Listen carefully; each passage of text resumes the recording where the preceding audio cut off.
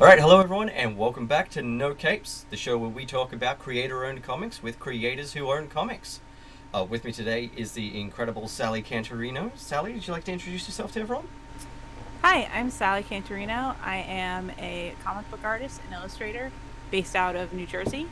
I've worked on the Final Girls from Comixology through their Comixology Unlimited line, and I have done work at Vault, including I Walk with Monsters, and currently we're halfway through Human Remains with Peter Milligan. I'm really excited about that. Even my partner's curious about that. They don't read nearly as many comics as I do, but they keep seeing it over my shoulder and be like, that looks really cool, but also really scary. I think I want to read it, but I'm not sure. It's been an intense comic to draw. Yeah, I can imagine. Like, there's been some intense scenes in it, so I can only imagine how it has been to actually be Yeah. doing the art. But it's been really cool. So definitely, everyone, I'm gonna link that in the description and go check that comic out because it is inevitable that I'm gonna be talking about that with someone on the show at some point. It is such a good book. I very much predict that it's going to turn up in somebody's list. I think it might have already. Actually, I've got to go through the rest of the guests that I've got booked for this season and find out who's picked what. But Excited to see. yeah, me too. I really want to talk about it because I have thoughts and feelings. So I'm excited to sit down with somebody and have that. Um, and the next two issues I feel like are going to address those thoughts and feelings, but I can't wait that long. So We could talk about it all like off air. No um, spoilers. yeah, but today we're talking about Test. This is probably the third or fourth Christopher Sebela book that we've had on the show, which is never a bad thing. And of course, with Jen Hickman being involved, Jen is coming on the show as well. I can't wait for that. Uh, it's a really good book, and with Hassan Oe on lettering, it's always a pleasure to read anything with Hassan on board for lettering. So I have refreshed myself on like the first issue or so, but it's been a while since I read this. So fair warning, everyone, I'm not really not going to remember as much as Sally is, but we're going to get into it, and in a few minutes I'll give you the standard warning of when to bugger off and read the comic if you want to avoid spoilers.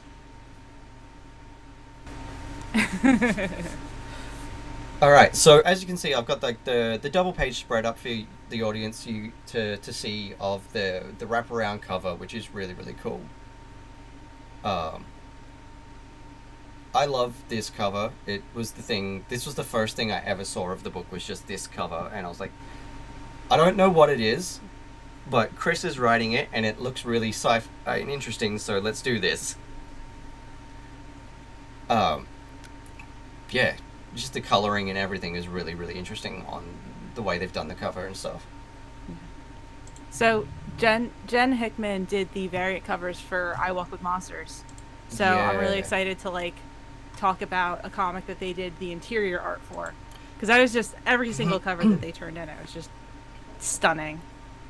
yeah. I've really enjoyed all the covers for I Walk with Monsters as well. Actually, that's again, it was the before I even got to see any of the sequentials and stuff.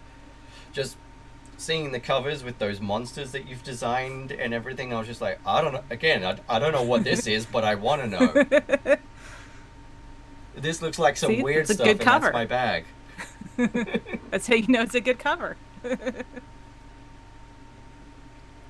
And but yeah, like props to you with the design of those monsters and stuff. They're Thank weird and you. freaky, and I love it. Yeah. And I mean, much later on in the comic, Jen's uh Jen's trippy designs for things are just amazing. Yeah, Just the world building that they do in their art, yeah, especially like once you get to issues like 4 and 5 where things just start to break down.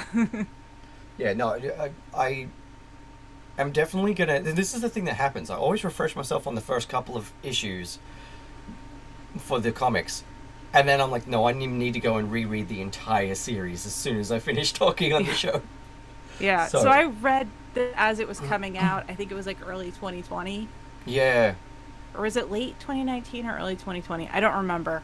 I think My brain is spaghetti after the last 25 months. I think it might be late 2019. I'll just check. So it was nice to come back to it and reread it as just like a whole trade paperback Yeah. as opposed to as issues. No, that's exactly right. Like, I did that the other day and went back and reread something for the show and just reading the whole thing all at once. Because, like, reading it episodically is fun. But you can often forget a lot of stuff before you finish it. And so, like, going back and rereading it as a whole thing and seeing, like, cluing into all the stuff at the start that ends up being in the end. Yeah. Just like scrolling back like, wait, hold on. Yeah. Wait, I've seen that before. Hold on.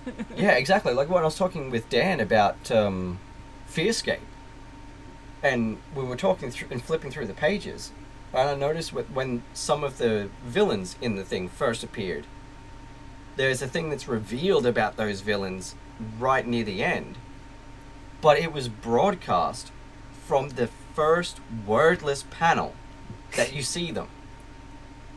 Yeah.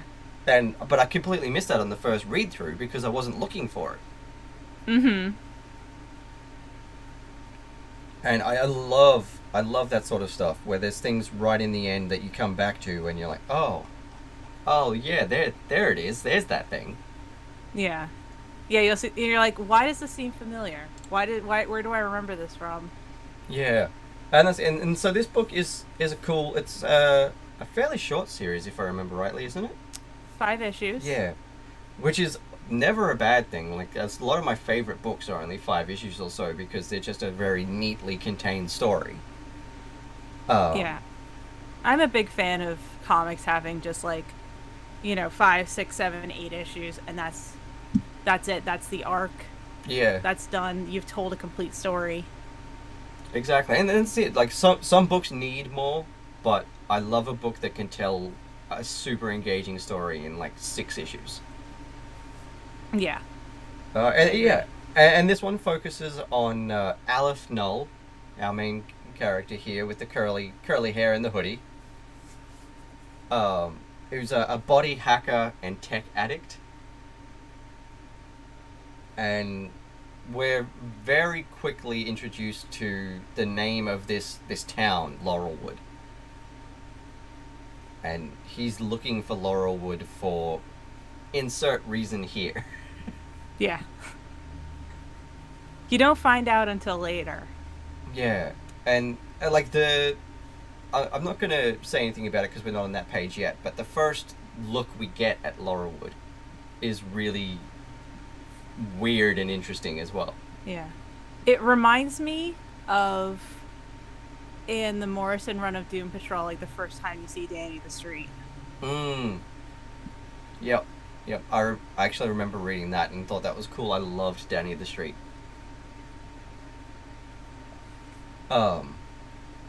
And straight up here, like I'm obviously, anyone who knows me and can hear me knows I'm not American, so I can't relate to a lot of very specific American experiences, but from what I know of the US, from media and stuff like that, like this page really like feels like that sort of rural backwoods road, like the dust and the farmland and the hazy tones and stuff like that. Really, it evokes that emotion of like this has been a long trip. They are in the middle of who knows where. Yeah, I've driven across the southern half of the country twice, and it's like, yeah, I could believe this is somewhere in like West Texas. Like, this looks like so many places that we drove past in Texas. Yep. And that's the thing that I always find interesting. Like, I can always tell immediately when there's a scene like this if a book is set in Australia or America by how yellow versus how red it is. Yeah. Because like, if you were driving around the same sort of road here, everything would be orange. Because of the red dirt.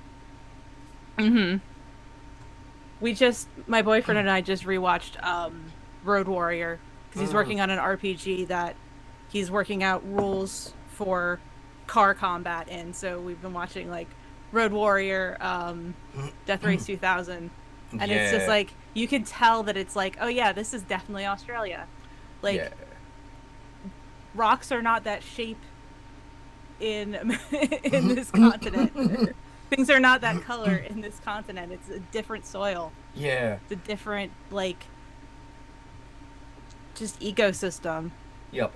It's always funny like that because you can always tell when something that's set in Australia is actually filmed not in Australia. Yeah.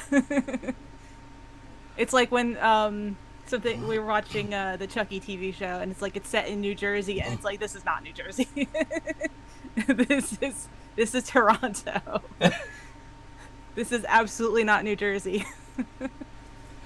So overall, like, give us your synopsis of the book. Like, what do you love about it? What is it about this story that gets your attention? So the main synopsis of the book for me when I'm reading it is you have this character, Aleph Null, who's like a body hacker who has kind of spent their life traveling around being a guinea pig for tech and medical companies and has all these modifications. It's set in this like near future that doesn't feel that far away now reading it in the Mm. midst of all of this like nightmare cryptocurrency NFT Oh my god. reality we live in. Yeah. Um, you know, it's like, oh, okay, I can see this being a reality in 10 years. That, you know. Yeah. Um, anyway, before I start talking about Oh, disparities in healthcare in America, yeah. I was about to yeah, say, like, don't even get me started on the crypto yeah. NFT stuff. We could talk about that for hours. Anyway, back to the comic. You see that like in the first issue, it goes very quickly from like Aleph being dropped off in this very vacant area to dealing with this threat of like repo men, and then it's like, well, what is this? Yeah. And from there, it's sort of you slowly start to uncover Aleph's past, the context of the world that Aleph's living in, and then reality starts to break down, you know?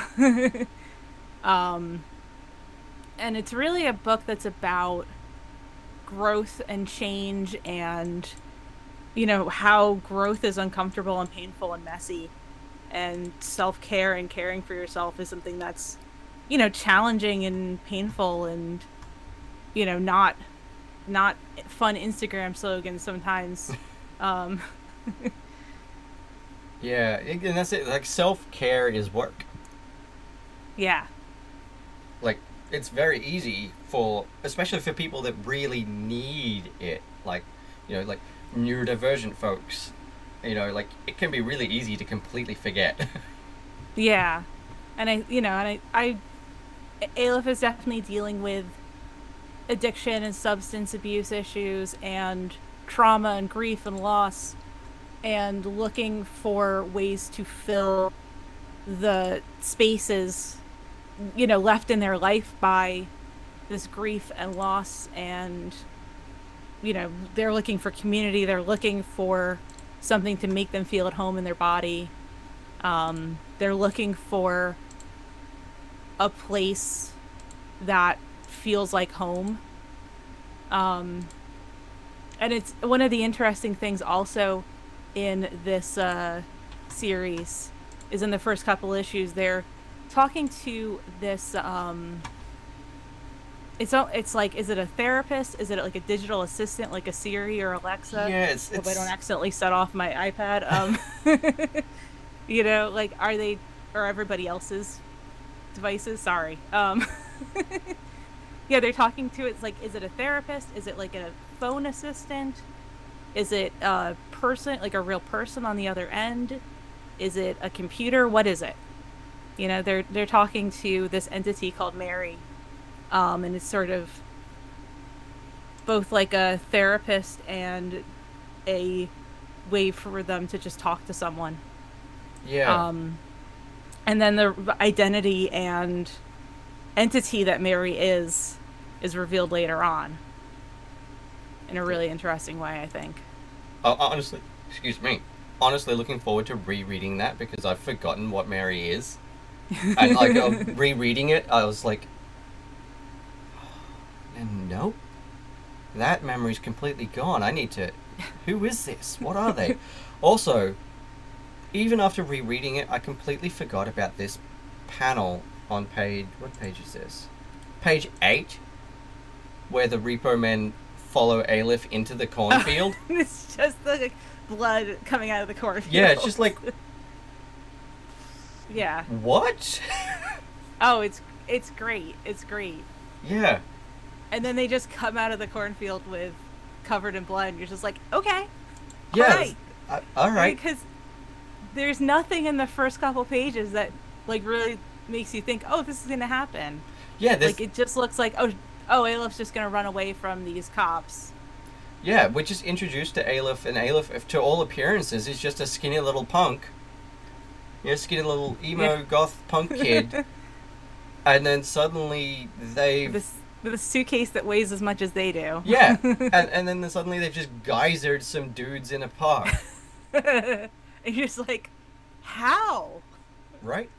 Yeah, I mean, yeah, Jen's page layout there is great. Yeah. I would be remiss not to point out that Harry Saxon's colors are just beautiful in this first issue. I mean, the whole comic. Yeah. But the like contrast of colors between, you know, what's happening in real time, what's sort of overlaid in memory, what's kind of happening in Aleph's head and not in reality. Yep. The use of color is really... Yeah, I'm literally looking at that right now, and that present day versus memory was exactly what I was about to mention. So, it's really cool. I love sort of the muted blues that they use. Yeah, that just blue overlay. That it feels very much like you're looking at something through like a screen. Yeah, exactly. Yeah, it does actually. Like it could be just Aleph replaying this memory to themselves through their mods. Mm-hmm. Yeah. And like and honestly, it's the looking at the captions and stuff on it. It probably is just the Repo guys watching Aleph's rap sheet. Yeah. Through like surveillance camera. Yeah.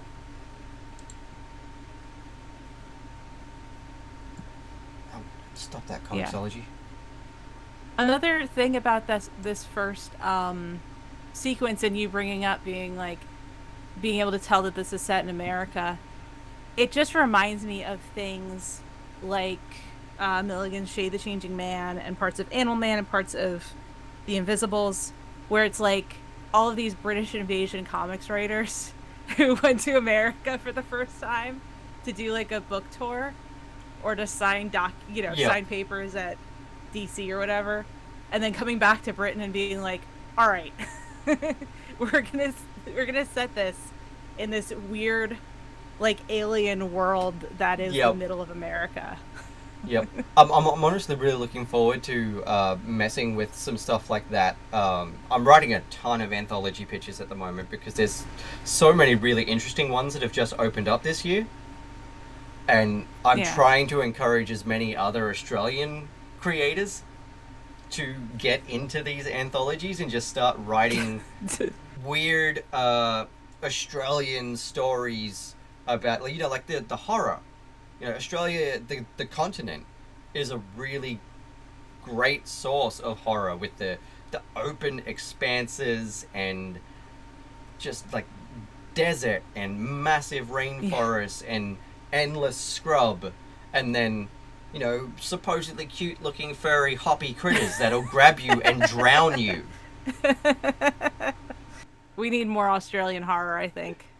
Yeah, I'm really looking forward to that. I got one of my friends here, Ben, runs a group called Indigitech, who are like an indigenous tech company, and like they do a lot of internet based stuff, and they have their own D&D group that streams called the Chicken Salt Base. But I've been sending him every single anthology that I see. Like, I don't know if you know anyone, man, but please send this out to your group because you guys are all really creative and clever and funny. And if anybody wants to start writing comics, get them involved in these pitches. Send them up to me. I will introduce them to the people I know that are far more experienced at this than me. But I want to see you guys write some stories because your group is incredible. Yeah. We were just talking about it the other day, how like a genre anthology by all Indigenous creators would be amazing. Like, I'm not the person to do that, obviously, but please, Yeah. somebody. I would be happy to. I would be happy to fund it and back it. Yeah, I would back the hell out of it. I would introduce you to all of my letterer friends. I would introduce you to my editor friends. I will. Yeah. I will Color give you us. every resource and asset that I have at my disposal to help with that. But I would love to see some Indigenous creators get together. And I don't care what genre it is. Comedy, sci-fi, horror, fantasy, any of it would be amazing because I see so many amazing creations from the Indigenous community here that I just want to read more and see more coming out of it. And there's not enough Australian comics creators as it is. Yeah. I would really love to see that. So if anybody is watching this episode and wants to do that, please feel free to reach out. I'll send you links to all the anthologies that I'm seeing, and I'll just throw every single online resource I know about at you to start you on that journey. But back to the comic at hand. Back to the comic. We got a little derailed. It's alright. It always happens, which is one of the things I love about this show, is just the things that everybody likes to talk about and brings up, and just learning more about where everyone's from and what their background in creating comics is always really fun. But yeah, we're here with Aleph, and I love this panel in the middle after that flashback with the Repo Men reading their rap sheet. The central panel with like the wispy energy and the stars in the background and just Aleph washed blue, and like really makes Aleph seem post-human. It's like, is this something that just Aleph sees? Is this like a Aurora Borealis kind of thing? Is this something that they can sense because of their mods that transcends what human, like, I think they call like normal humans like sapes. Yeah, I remember that. And that's the thing, like some of that sort of art of Aleph with the washed out blue was the first thing I saw after the covers of this. I'm like, okay, so is this a person? Is this an AI? Are they an android? And so like getting into it and finding like they're kind of just like a young punk that's into cybernetic body mods was not exactly what I was expecting, and it was really cool to watch how it continues to go. Yeah, and when, as you go through the comic, it kind of is just like the list of modifications that they've had done just grows and grows. Yeah, exactly. It's also like slowly revealed. Yeah, and this is the panel that I love that I mentioned earlier. What page is that? It's the page after that one where Aleph first walks into Laurelwood. Or at least is hallucinating that they've walked into Laurelwood. Yeah, that splash page. Yeah, and there's all the robots and like a stream of liquid nanotech just wiggling along the road. And like a dragonfly-esque drone hovering in the corner. It's just... Yeah, that you almost like miss until the next page. Yeah. When it gets Aleph. Yeah. Oh yeah, that's right. This probably is the same thing, isn't it? Because it looks... It is. Yeah, here it looks massive. But it's probably just that it's... Yeah, it's a perspective thing. Because really... then on the next page you see it in their hand and it's like smaller than palm size. Yeah. Oh. Yeah, I'm looking at it. Actually, that might be a different drone. Because that one looks like it has wings, but this one's got like a helicopter blade on the top. Oh, okay. Yeah. It's got like a purple helicopter blade and then a long Yeah. wormy body. But it could just be the like the way it's been smashed. But that would be really interesting if that's the thing, because I love the little bits like that. But I'm also noticing the very Mothman meets Silver Surfer figure way in the distance above the bridge. Yeah. And I don't know if we ever get to see anything about that figure again, but I would love to know more about that. I like the guy with the long legs walking around on the rooftop. Yes, yeah, that one's really cool. Yeah, yeah, like these kind of tech, these sort of amorphous. They're not. It's interesting because they have somewhat natural biological shapes. Like there's one that almost makes like a tree shape Mm, at the intersection, but it's also, like clearly tech. yeah, It's just the designs are just really, it looks like a sentient pile of that ferrofluid. yeah, or like mercury. Yeah, and just I can tell you, I would love to work with Hickman on something. I really would. Um, I actually approached them to see if they were interested in doing one of these anthologies recently, but they were flat out. They said like almost their entire year is already booked out, which I expected. Yeah, There's a few good for them. people. Yeah, exactly. There are a few people who are on my wish list of, even if it's one page, I want to work with you. Um, but I also am like, I know I'm gonna have to book you like 2 years in advance, Yeah. unless I happen to catch you on a lucky break. Yeah, I'm like booked out like into next year. It's like it's great, but it's also like there's so many things that I want to do.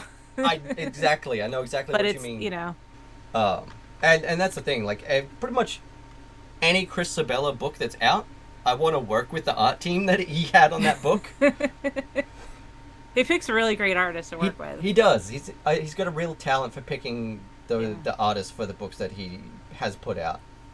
And I mean, we're it's a show talking about like creator owned stuff. I always look at like what Chris does as like that is really I don't say trajectory, but like a path through creator owned that I really admire, mm, where it's just like he just he just does his. I don't be like, oh, he does his own thing. It's like I just look at someone in the creator owned space and it's like that's how I want to do it. yeah, I know what you mean. I know exactly what you mean. Um, and Chris was really great to have on the show too. Actually, like for that reason, I got to learn a lot from Chris about how he thinks about comics and stuff, and it was just really interesting to hear all of his thoughts, and especially on the book that we talked about. We did Assassin Nation, and just both of us sitting there chuckling about fuck Tarkington was really fun. I'll have to go back and find that episode. Yeah, I'll send you a link because Chris had a lot of really fun things to say about that book, and also Erica Henderson. If you're watching this, let's talk. I really want to have you on the show. But yeah, like this team, like the colorist and artist team for this book was a perfect match. Yeah. Like, Yeah, I love the sort of it's almost this mix of like textured sort of watercolor textures yeah, and then these slick highlights that feel more techy. Like I'm looking at the page where Aleph walks into the hotel that's like stagecoach themed bar, yeah, and it's like there's textures, there's like this watercolor texture to it, but there's also these highlights that are so artificial and shiny. yeah. I can see what you mean, and it's so anachronistic too because like outside everything was, well, at least the way Aleph saw it was all gleaming and chrome and drones, and then And neon. yeah, and suddenly we walk into this bar and it's like the early 70s inside. Yeah. Yeah, you're back into that warm palette from the first couple of pages. And there's like a line, is it on this page or the next page? Um, Pops of color in a Midwestern ocean of yellows and browns. And it's just like Yeah. there's lines in this comic that just it's like, oh, it's so good. Right? And here, does Aleph have their tongue split? I think so. Yeah, I was a little Yeah. confused looking at this panel before, but now that I'm looking at it again, I'm like, oh, I think they've got their tongue bifurcated. Yeah. Because like that's the first time really seeing it so far in the book. And so I had no context for the fact that, but it makes sense with all the other mods that they've got. Why wouldn't they? Yeah. I love the glowing tattoos as well. Yeah. Yeah, that's great. That like bit of and it's nice because it's this like little bit of this like light blue white tech that always sort of pops and glows in these scenes of these like the midwestern yellows and browns. Yeah, yeah, exactly. It's just yeah, it's like this flash of neon, and Yeah, that sort of reminds you that they're kind of like of another world. yeah, yeah, exactly. And then we're getting the this scenes of them being in some kind of a facility. Like at first, I thought it might have been a mental health facility, but then I'm reading it about how they were being referred to as subjects. Mm-hmm. So like, okay, so that's not what's going on at all. And they're referred to as the portfolio, Yeah, you know? And it makes one of the things about this comic that I sort of have come back to reading it now in this sort of mid-pandemic time is thinking about how much socializing has had to be moved onto the internet and yeah, how it you end up having to kind of flatten your identity, you know, your screen name, your um user pick, you know, it's you're an entity on the internet rather than like, oh, here's this person that I'm interacting with at Starbucks, yeah, you yeah, know. exactly.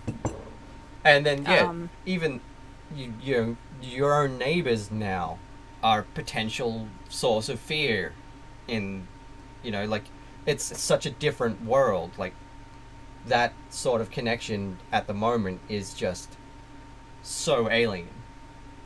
yeah.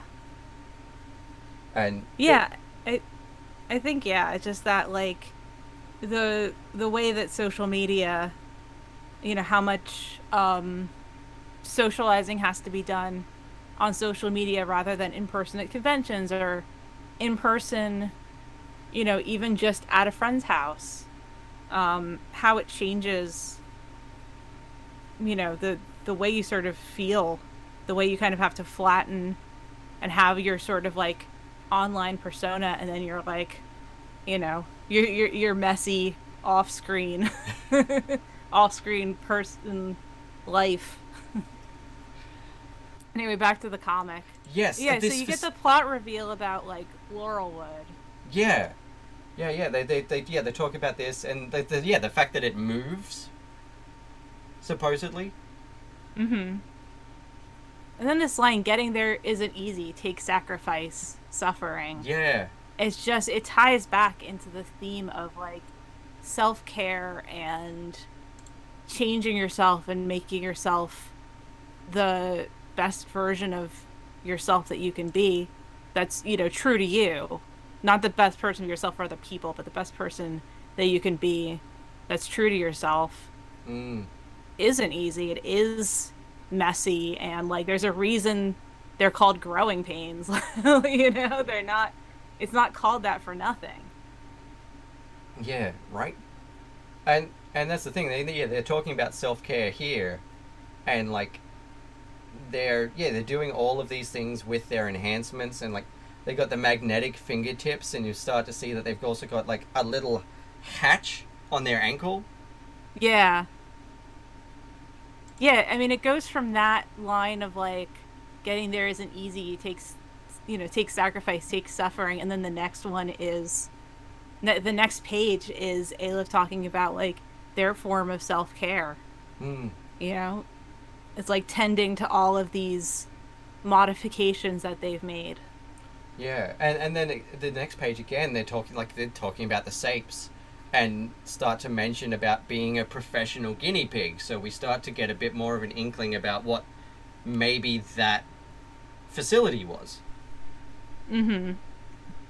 Yeah, and I forget if it's this issue or later, but they talk about how it's like it's their job. They travel up and down the like East Coast and go to all these, give fake names Mm. to be part of these trials. Oh yeah, caravanning down up and down the East Coast, heading south for the Research Triangle.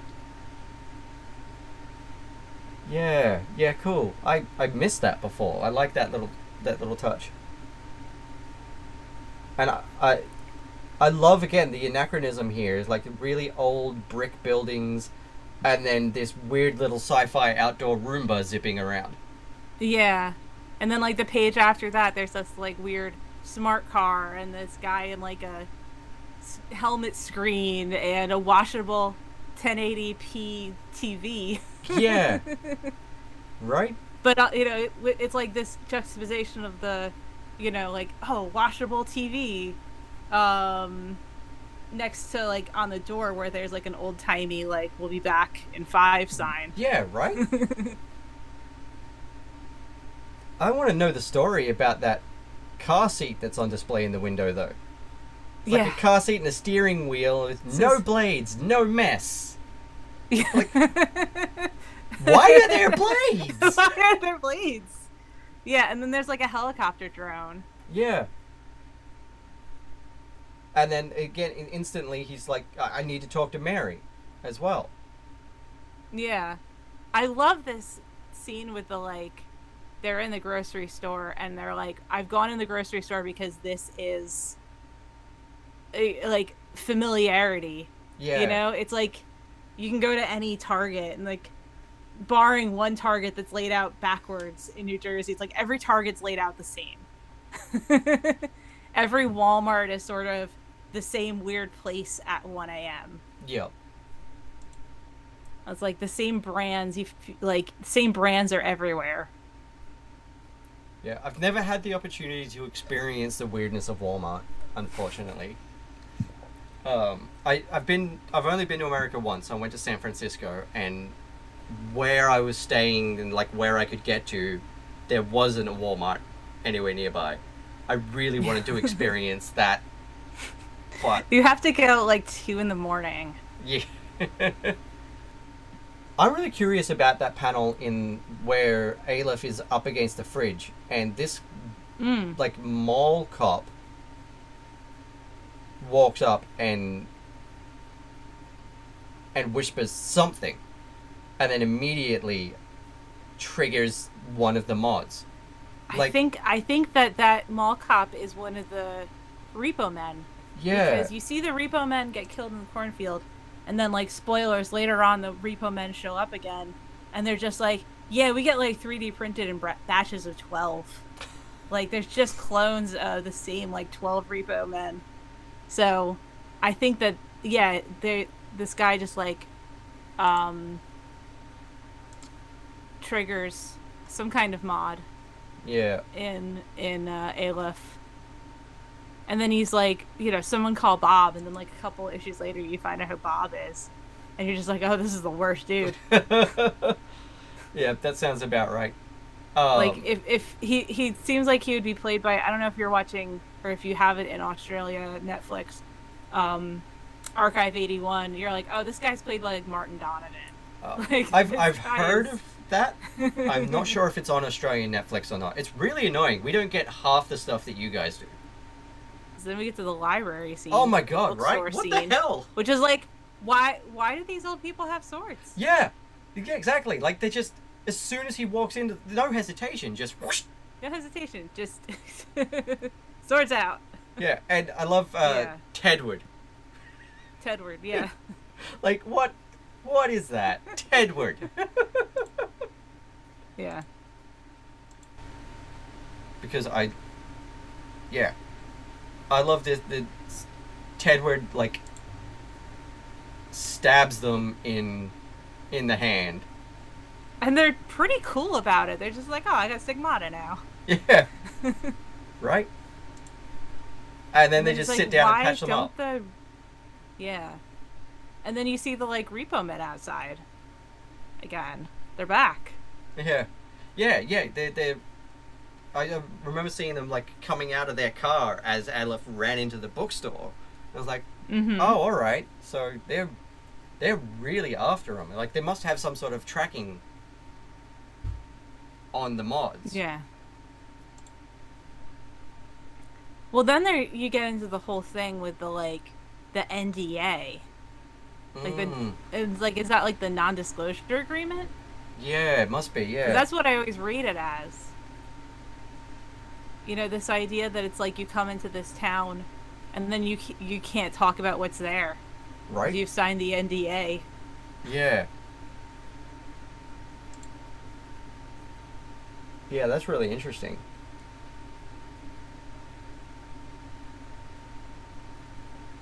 Here we go. Yeah, they're starting to talk about the drone and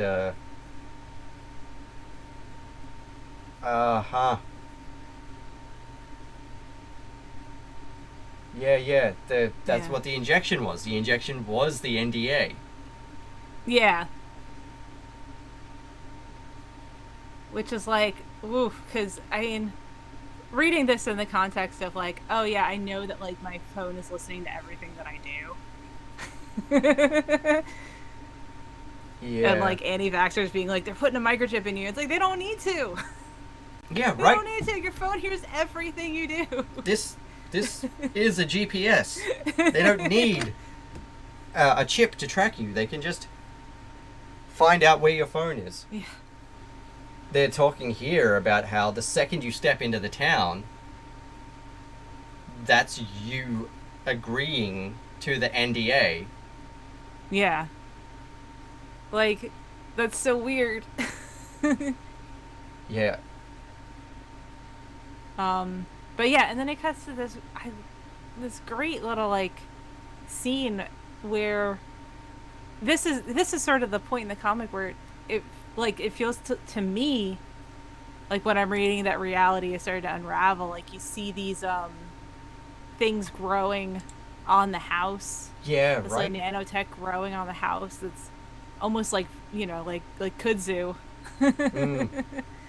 And then when they're walking in the street itself, these like hexagons where it's like, oh, this street is being like procedurally created to look like asphalt, you know? Yeah. Yeah, it's being generated as they walk. And I imagine, you know, like it probably shifts around and changes. It's like a dead cells if it was a town. Yeah. You know, every time it's a little bit different.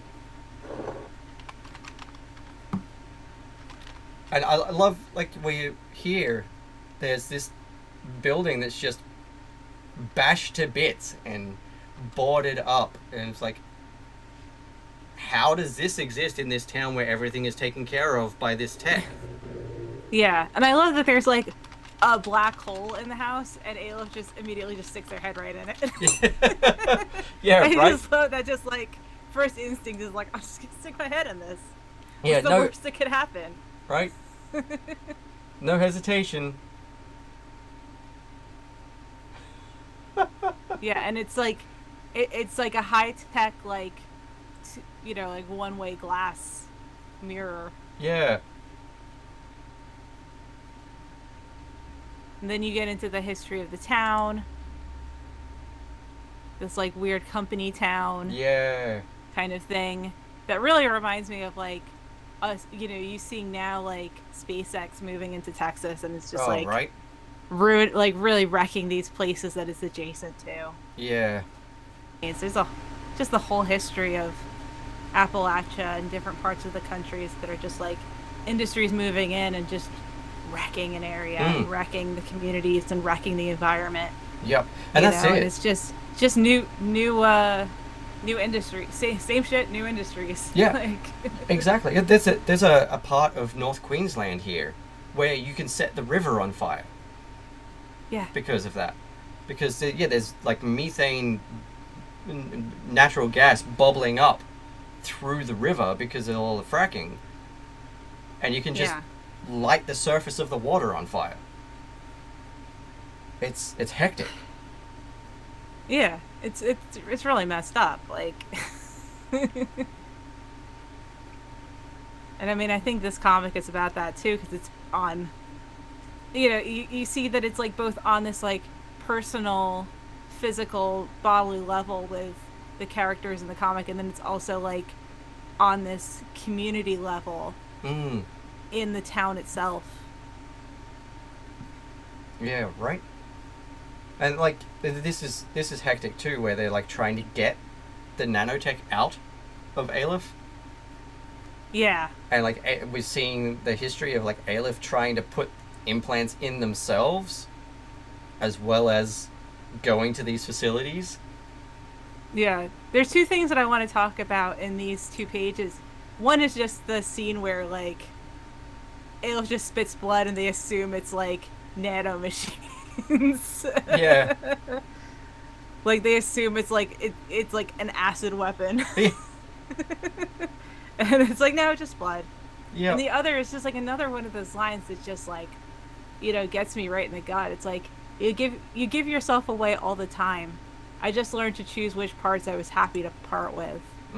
Which was just extremely prescient when we talk about like social media and privacy, and like, you choose, you got to choose what you're going to share with people, Yeah, it's exactly. Like, I got to be emotionally vulnerable and relatable, but not so much that it makes people uncomfortable or makes people not want to hire me because I look unstable.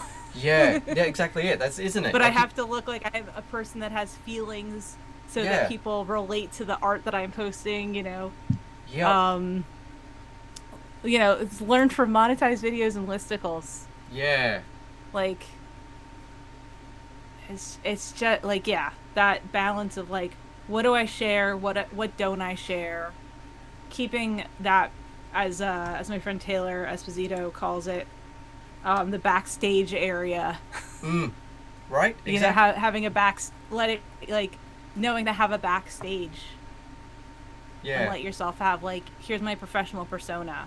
Yeah, exactly. It's like a delicate balance. Right.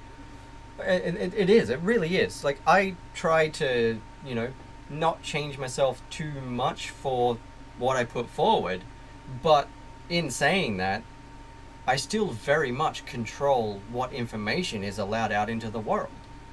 Because, I want people to know who I am so they know what they're getting into, and if they want to work with me, they want to work with me.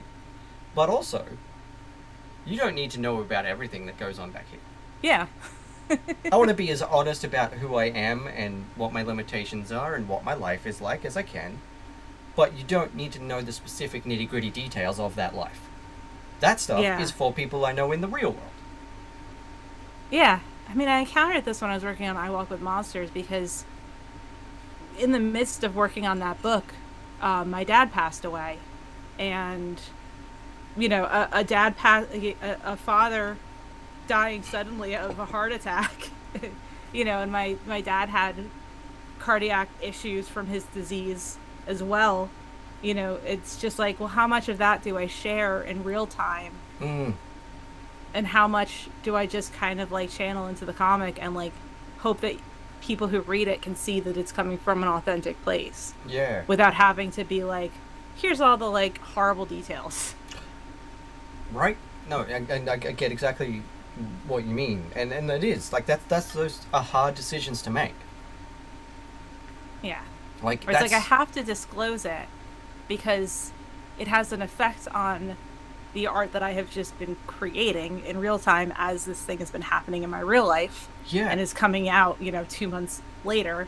But also, like, you don't need to, know. No. No, I exactly. shouldn't feel obligated to, you know, tell you all of my traumas and issues just to have you like believe that I'm coming from an authentic place. Exactly. And So that's yeah, it's that choice. Like you choose which is what things you're happy to part with. yeah. Aleph confronting the bloody Yeah, the the repo Reaper man. Man and like realizing that no, I already killed this guy. Yeah, and then they're like, yeah, we get 3D printed in batches of 12. Like, Yeah, yeah, that's yeah. It was like I killed you in a cornfield. They're like, yeah, it's fine. yeah. That's no worries. There's more of it. Yeah. It's weird how they're talking about the human dirty bomb thing. And then Yeah. yeah. And then like the planned obsolescence. Yeah, right? Supposed to break with all the consequences. Damage is how we get our best data. Which is like really grim when you think about how the US is handling COVID right now. It's like, yeah, we're Oh, kind of working on the same principle of like, we'll just see how it goes. yeah. It's become much the same here since December as well. And it's a whole thing. Yeah. And then Yeah. yeah, and then there's like the police officers who Yeah. are I guess the Laurelwoods. Yeah, it And looks like it. now that like nanotech is being used to like restrain Yeah, they've got this Bela. weird little like sonic thing. Yeah. Yeah, I mean, because it's like, yeah, I guess the Repo Men is also tech. Yeah, right? They're also just tech. Yeah, like You know? they're an asset. Yeah.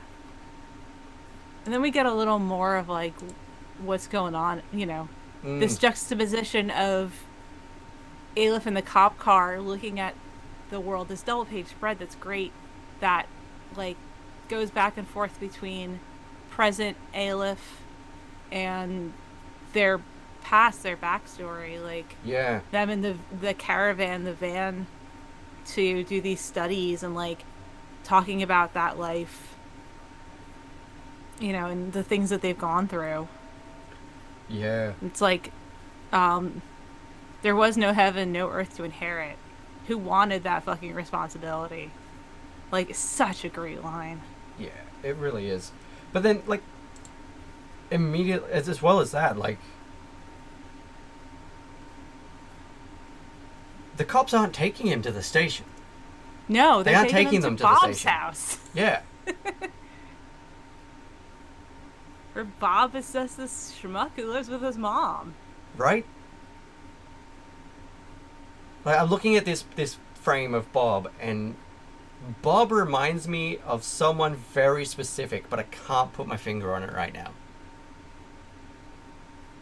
I mean, it's same.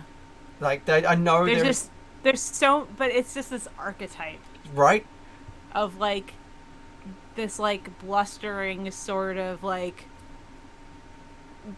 like car salesman, tech guy, not like tech bro, but like a past generation of tech guy. Yeah, yeah. Like yeah, I was big in tech in the '80s. Yeah, and I was also like a quarterback. It kind of reminds me. Have you watched Willy's Wonderland? Yes. Kind of reminds me Yeah. of that guy mixed with Yeah. Richard Branson. Yes. Yeah. I mean, yeah, he does look like Richard Branson. That's it. That Yeah, like previous if generation of like entrepreneur, right. like tech guy. Yeah, if Richard Branson was a linebacker, Yeah. He's got Richard Branson hair. he does. Yeah. Yeah, he does recall this like not this current generation of tech guys of like Elon Musk and Bezos who are sort of like slimy Mm, and slick. He's more this kind of like I'm a working guy who got into computers at the right time. yeah. he's the kind of guy who shows up in memes where it's like, I started my company in my garage. You could too. And it's like you find out he's got like $8 billion Mm-hmm. from from, destroying the rainforest. Yeah, right?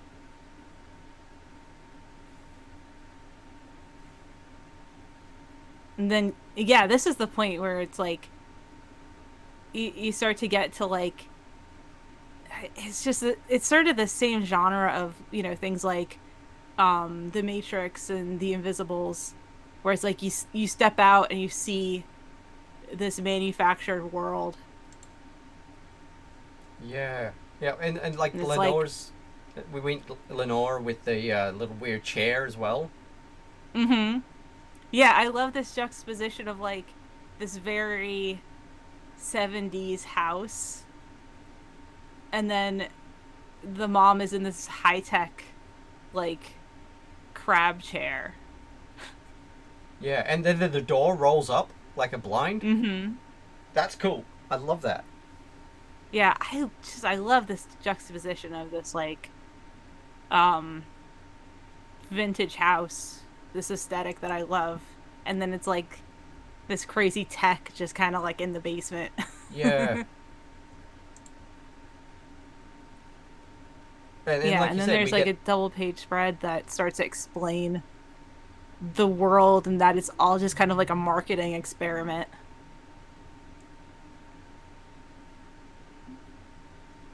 And explains, you start to see what the nanotech is. Yeah. It's really like it's interesting the way that they've done it. It kind of reminds me in a way of like a corporate backed version of the town that was eaten by bears. I Yeah. can't remember the name of the town or the book, but it was something along those lines of that like Hmm. libertarian town Yeah. out in the sticks that tried to create their own society. Yeah. But it's like that, but backed by Bezos. Hmm.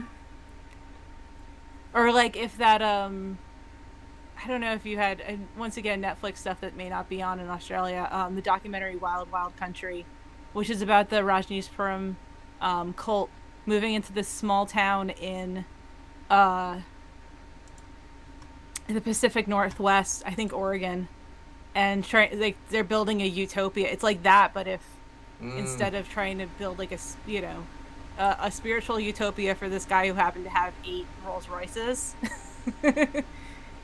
Instead, it's like we're building a tech utopia. It's the same, like, once again, that, like, the way that company towns are just so insidious and terrible. And, like, you see Amazon trying to bring them back, and you're just like, oh no. yeah, right. This campus thing.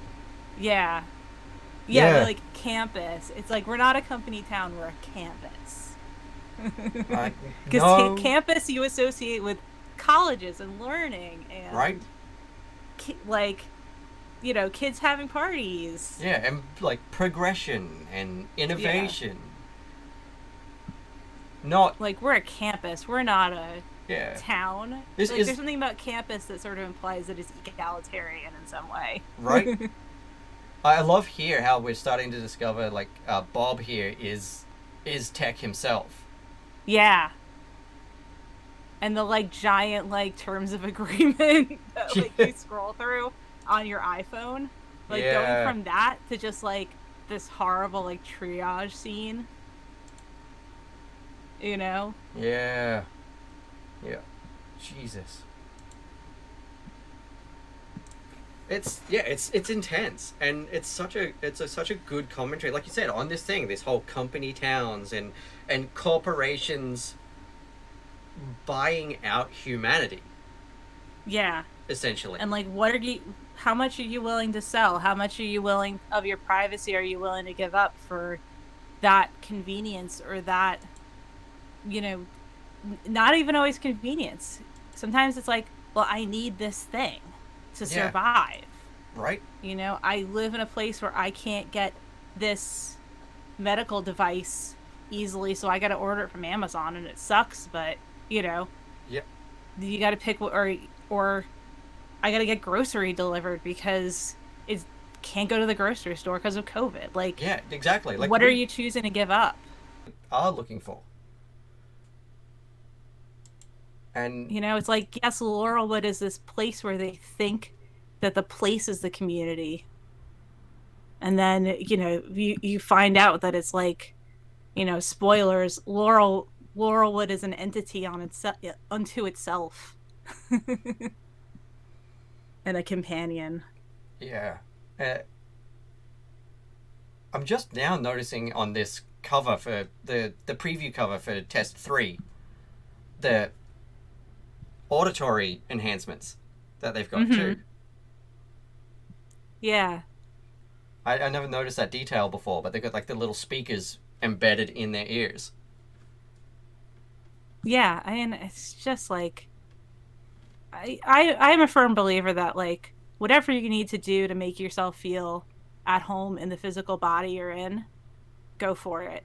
You know, Right? as long as it's not harming other people. Yeah, exactly. So I just see Aleph as like, yeah, this is me getting, you know, me getting tattoos or, Right? you know, just do like you gotta just like, you know, part of self-care includes like finding what makes you feel most at home in your body because you got to be in it for your whole life.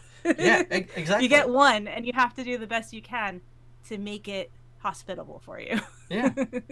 Whatever that means, you know, finding what that means outside of the pressures of society too. So, No, I agree completely. Like, if you're not harming anyone, do what you want with your own body. yeah. It's your body. You know? It's your home. Like, that is your home. That is where you exist. This Yeah, and is my shelter, but this is my home. yeah, this is the thing that I have to carry through the world.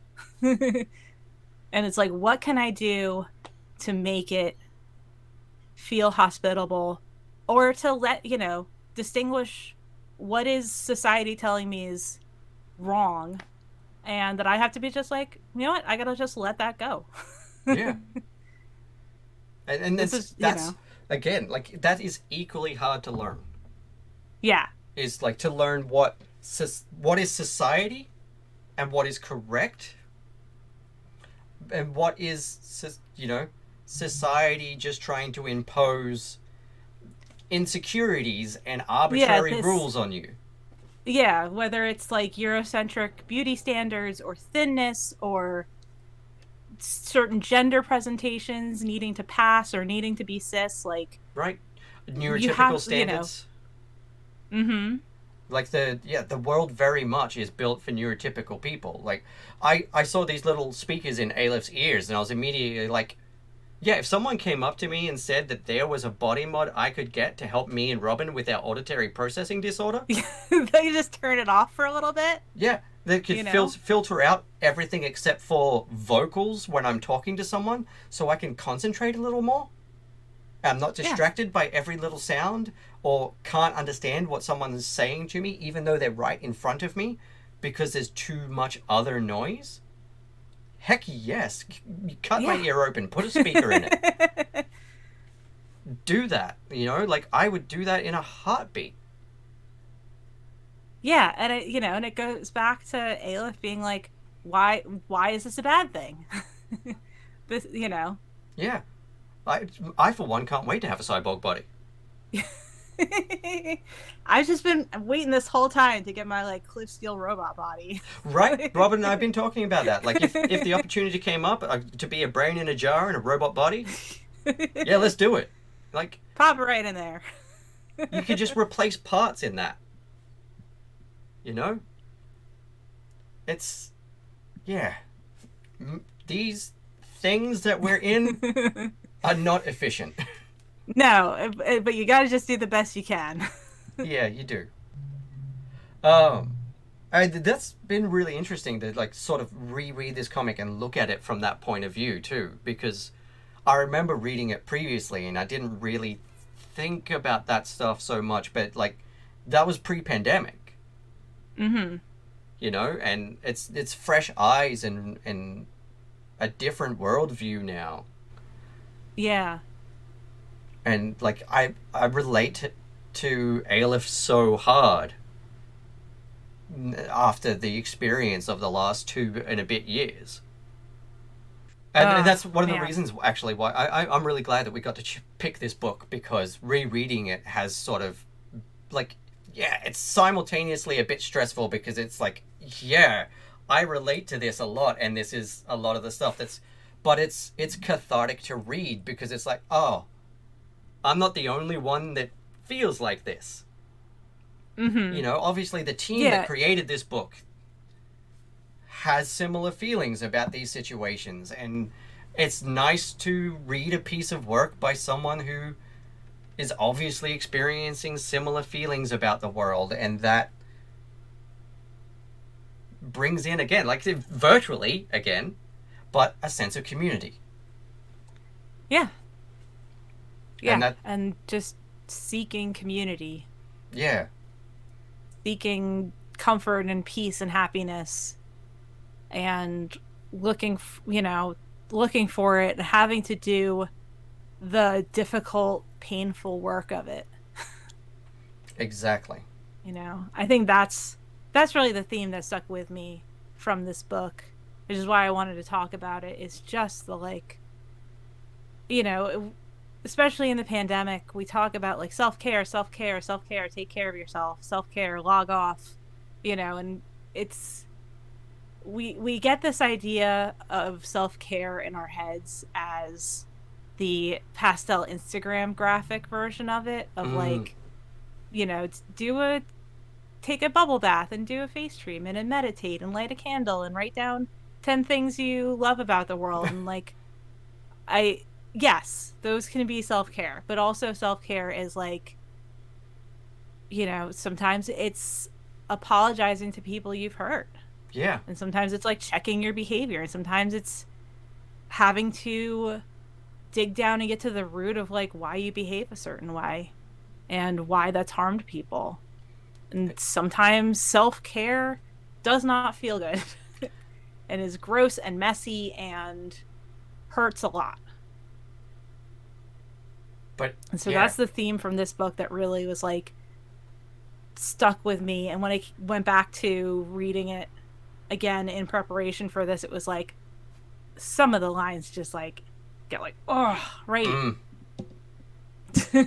yep. It No, a hundred hurts. percent, 100%. And that's it. Like you say, like, yeah, self care is messy. Like, self care isn't all bubble baths and fucking eye masks. It's, yes, it is. Sometimes it's the dark, dirty, messy, hard work that's really uncomfortable and makes you look in the mirror at all the things that you've been trying to avoid. But Yeah. it's worth it.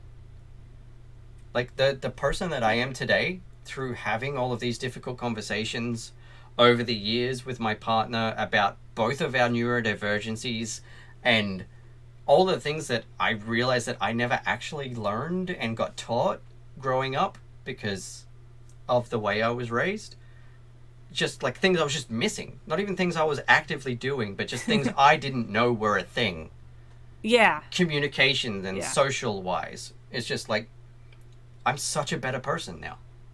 I'm a Yeah. stronger, more articulate, more communicative person, and I And it's a wouldn't have got there. process. It It's a is. process that you have to like restart over and over and over again, because Yeah. there's always something new. There's always something new that you have to sit down and be like, why did this make me feel this outsized reaction? Yeah. You know? Exactly. Why did I say this thing that I thought was normal but hurt someone else? And it's Exactly. examining the systems you grew up with, it's examining the world around you, it's examining what you've internalized, and saying like, okay, I fucked up. How do I move forward? Exactly. And for anyone who feels like they might be struggling with feelings like this is a book that's really worth reading for that reason. Like, it's a fun book. It's also a very heavy book in some ways. And it felt good to reread it. Like, it felt good to Yeah. go through this book again, and It's also just like a visually oh my stunning god, book. yeah. No. The It's just, I mean, you know, Yeah, Harry's colors, yep, Jen's art. yeah, and Hassan's lettering as well. Like, I There's a was, lot of text yeah, sometimes, I and was. he manages to place things very elegantly. Oh yeah, I was staring at that contract that they projected onto the wall, Yeah. and just like watching the way that he fragmented it off at the bottom and just dissipated it into nothing, and I was just like, that is so cool. I And love. just Jen's page layouts Yeah. where when you can see in the page layouts when things shift from being like memory to reality breaking down to Ao's perception versus what's real. Like it's just the storytelling, the structure is just amazingly well done. It really is, and like yeah, like the people working on this book are some. I've got a lot of favorite people in comics. I'm not gonna lie, I'm 80. I've got ADHD. I got a lot of favorite everythings, but yeah, the people working on this book are some of my favorite people in comics. And if I see their names on a book, I will buy that book. Yeah. I don't care what the topic is. I know that if that person is working on that book, that it's going to be a really cool read, because I love their work, for one, whether it's the art, the writing, or whatever, but also because I've read so many books with their names on them, I know I can trust their judgment on a story that they've chosen to work on. That Yeah. if they've chosen to do this book, then it's going to be a good book. Because I haven't seen any of them work on any clunkers yet. Yeah. I'm just such a fan of Jen's work. I Oh, was just so excited to know that they were doing the variant covers oh for I yeah. Walk with No, Monsters. I can Like imagine. that was a huge honor for me. Like I was just every cover that I saw was just so like evocative.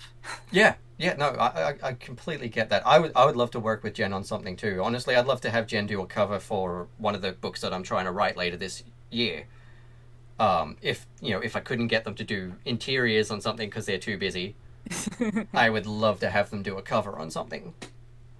And just it's all good. It's all good. Like I'd love to have Hassan letter something that I'm working on. I'm actually talking to Hassan at the moment about coming on the show. He's just got to pick a date, so that's going to be exciting. Nice. Um, Yeah. I'd love to work on something with Chris yeah, Sebela. same. At Vault preferably. Yeah, same. So yeah, again, I know I've said this like almost every episode this season, but Adrian, Damien, if you guys are watching this, we're here. Like your boy wants to do some covers, and like I've got a really cool sci-fi comic that I think it's cool that I'm working on. Hit me up. Let's talk. I would love to publish something with Vault.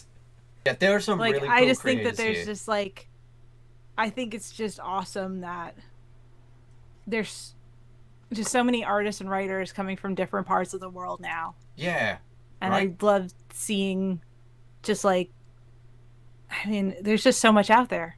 There Like really part is. of why I love comics and collaborating and like that aspect of comics is like there's so many cool people out there to work with. There's so many smart, creative, vibrant people who want to make stuff and every single time every time I work with somebody it's a learning experience Right. and I, it makes me happy. yeah, and that's something I've said about this show almost every episode too. I'm sure some people are probably getting sick of hearing it, but like, I learned so much from doing this show. Every Yeah. single guest I get to talk to, I take away so much that is informing my own work. And like, I've only put out two short comics. I drew one and I wrote the other at so far, but I've got a bunch of stuff in the works that I feel confident in that people are going to like it. It might not be perfect, but I feel confident enough that people are going to at least enjoy it and like it. And that is from doing this show for the last 2 years and learning so much of the craft just through Yeah. conversation. Yeah. I mean, yeah, just like I mean, my comics origin story is like I did classes at School of Visual Arts in New York in high school, doing their like pre-college program. I had signed up to do like I don't know, painting, something in the fine arts. And then I met the like people in the cartooning program. It's just like I want to be around these people. Right?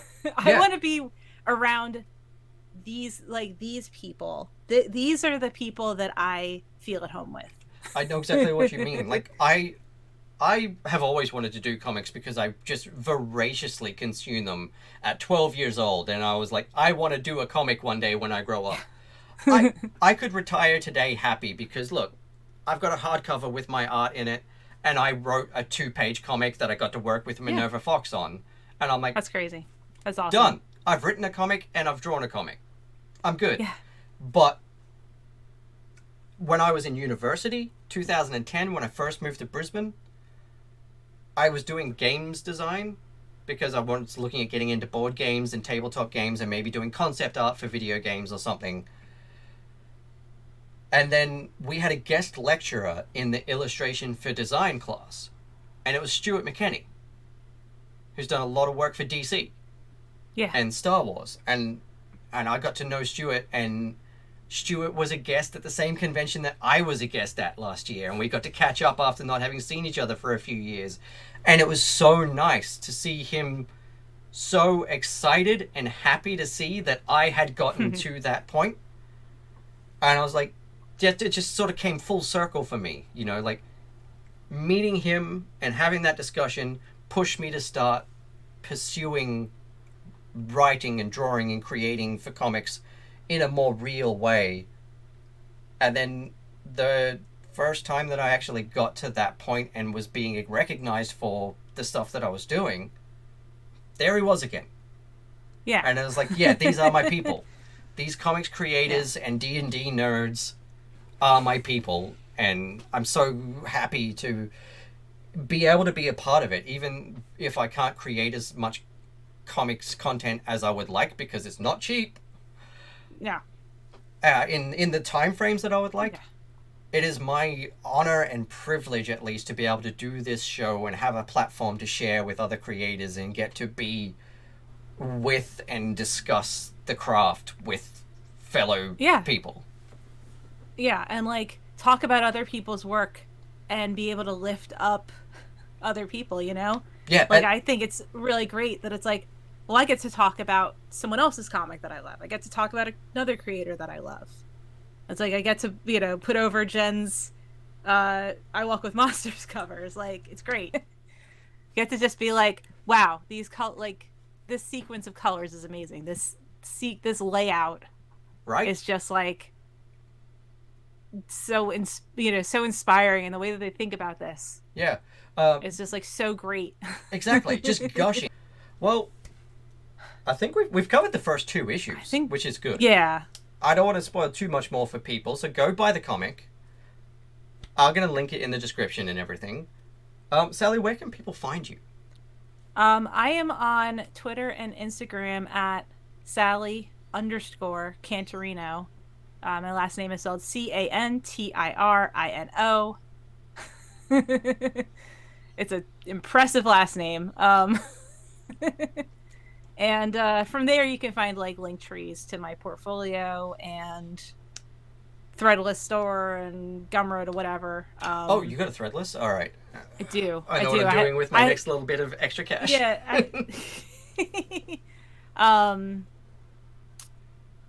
Yeah, I'm mostly on Twitter and Instagram.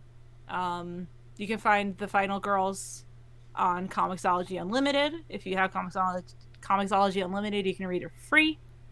That I'm extremely proud of that work that I did on that book.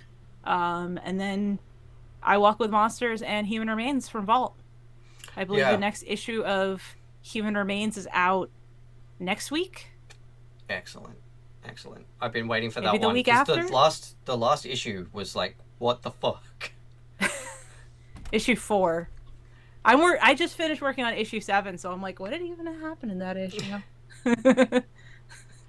Yeah, that's a whole one. I'm not going to talk about that too much here in case I give a spoiler, but I'm definitely hoping Yeah. to do an episode about that soon. So if anyone who isn't on the show yet hasn't picked a book, Pick I Walk with Monsters or Human Remains. yeah, let's do it.